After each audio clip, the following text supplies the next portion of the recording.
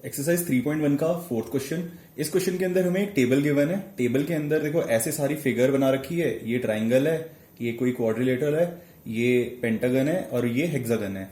फिर उसके नीचे लिखा हुआ है कि उसकी कितनी साइड है। तो ट्राइंगल में 3 साइड होती है, क्वाड्रिलेटरल में 4 होती है, पेंटागन में 5 और हेक्सागन में 6 साइड होती है।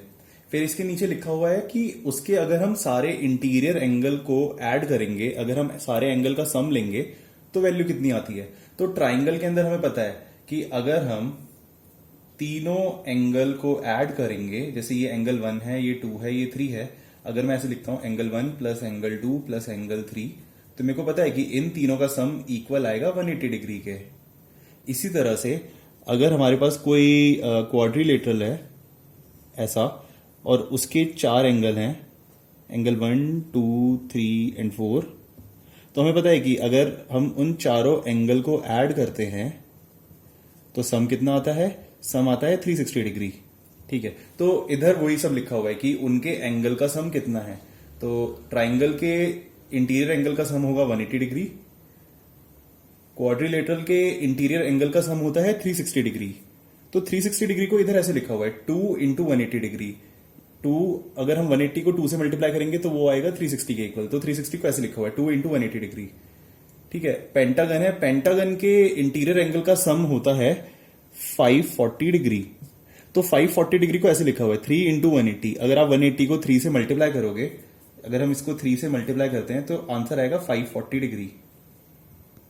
तो 540 को इधर ऐसे लिखा हुआ है 3 इंटू 180 डिग्री। और हेक्सागन होता है, हेक्सागन के सभी इंटीरियर एंगल का सम होता है 720 डिग्री। तो 720 को ऐसे लिखा हुआ है 4 इंटू 180 डिग्री। तो इसको ना हम एक अलग तरीके से भी लिख सकते हैं। जैसे हम 2 को लिख सकते हैं 4 माइनस 2। 4 क्या है? 4 है इसकी नंबर ऑफ साइड में से अगर हम 2 सब्ट्रैक्ट कर देंगे और उसको 180 से मल्टीप्लाई करेंगे तो हमें पता चल जाएगा कि उसके इंटीरियर एंगल का सम कितना है। ठीक है, पेंटागन के केस में लिखा हुआ है 5 माइनस 2 इंटू 180 डिग्री, ये इसके इंटीरियर एंगल का सम होगा। और हेक्सागन के अंदर लिखा हुआ है 6 माइनस 4 इंटू 180 डिग्री। मतलब 720 को हमने पहले ऐसे लिखा 4 इंटू 180 डिग्री, फिर 4 को हमने लिख दिया, सॉरी यहां पर 2 आएगा, 6 माइनस 2 इंटू 180 डिग्री। तो हेक्सागन के इंटीरियर एंगल का सम होगा 6 माइनस 2 इंटू 180 डिग्री। ठीक है, तो हमें ये टेबल दिया हुआ है। आई होप आपको समझ आ गया होगा। अब इसके बाद क्वेश्चन के अंदर हमसे पूछा हुआ है कि जैसे हमने 3 4 5 6 इन सबके हम इंटीरियर एंगल का सम इस फॉर्मूले से निकाल सकते हैं। तो सिमिलरली अगर हमारे पास कोई फिगर है जिसकी 7 साइड है तो उसके इंटीरियर एंगल का सम कितना होगा। तो उसके इंटीरियर एंगल के सम के लिए हम यही फॉर्मूला यूज करेंगे। हम लिखेंगे 7 माइनस 2 इंटू 180 डिग्री। 7 है उस फिगर की नंबर ऑफ साइड, उसमें से हम 2 को माइनस करेंगे, फिर 180 से मल्टीप्लाई करेंगे, तो जो रिजल्ट आएगा वो उसके इंटीरियर एंगल का सम होगा। तो इसको सॉल्व कर लेते हैं हम। 7 माइनस 2 यानी कि 5, तो यहां पर आएगा 5 इंटू 180। 180 को हम 5 से मल्टीप्लाई करेंगे, 180 इंटू 5, यहां पर 0, 8 5 40, 5 1 5 यानी कि 9। तो इसके इंटीरियर एंगल का सम आएगा 900 डिग्री। तो ये था इसका फर्स्ट पार्ट।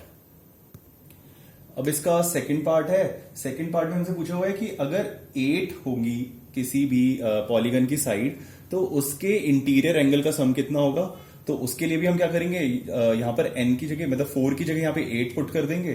तो उसके इंटीरियर एंगल का सम होगा 8 माइनस 2 इंटू 180 डिग्री, यानी कि 6 इंटू 180 डिग्री।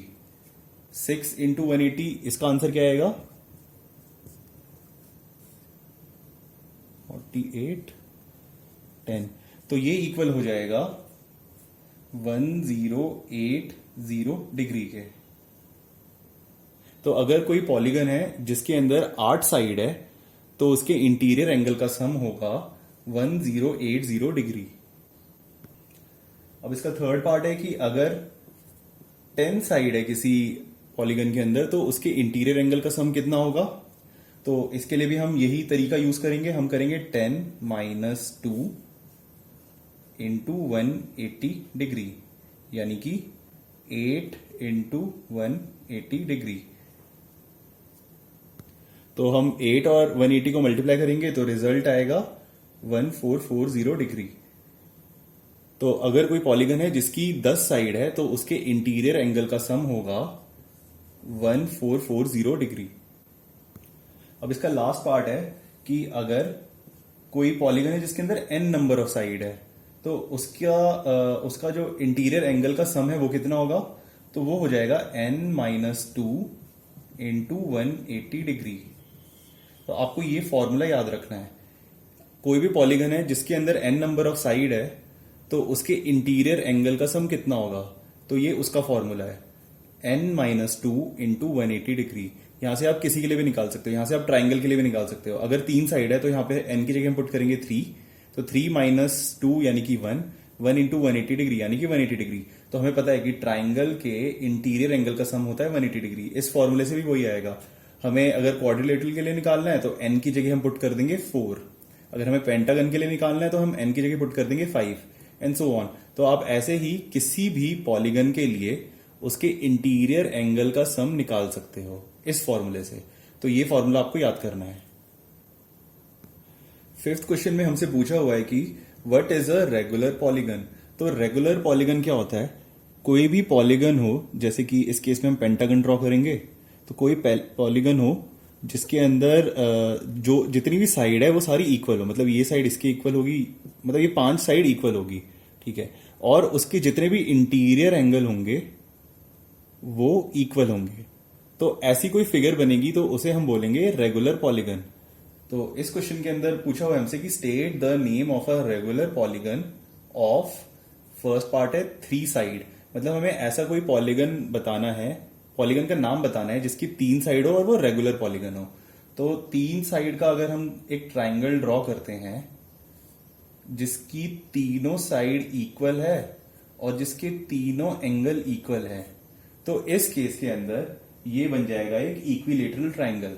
तो इसका नाम होगा इक्विलेटरल ट्राइंगल।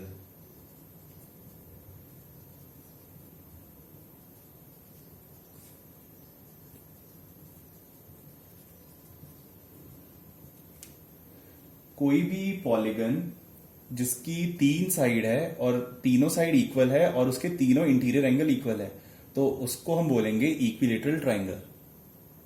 इसके सेकंड पार्ट में पूछा हुआ है कि अगर उस पॉलीगन की 4 साइड होगी तो हम उसे क्या बोलेंगे। तो पहले हम फिगर ड्रॉ करते हैं। हम एक पॉलीगन ड्रॉ करेंगे जिसकी 4 साइड है और चारों साइड इक्वल है, मतलब कि ये चारों साइड इक्वल है और ये चारों एंगल इक्वल हैं। तो इस केस में ये बन जाएगा एक स्क्वायर। क्यों? क्योंकि इसकी चारों साइड इक्वल है और इसके चारों एंगल इक्वल है, तो इसको हम बोलेंगे स्क्वायर।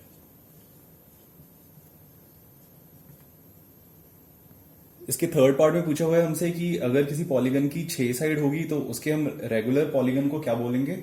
तो पहले हम ड्रॉ कर लेते हैं कोई 6 साइड वाला रेगुलर पॉलीगन, ठीक है। तो ये एक पॉलीगन है जिसकी 6 साइड है और सारी साइड इक्वल है और इसके सारे एंगल भी इक्वल है। तो कोई पॉलीगन होता है जिसकी 6 साइड होती है तो उसको हम क्या बोलते हैं, उसको हम बोलते हैं हेक्सागन। और क्योंकि ये एक रेगुलर हेक्सागन है, मतलब एक रेगुलर पॉलीगन है, तो इसको हम बोलेंगे एक रेगुलर हेक्सागन।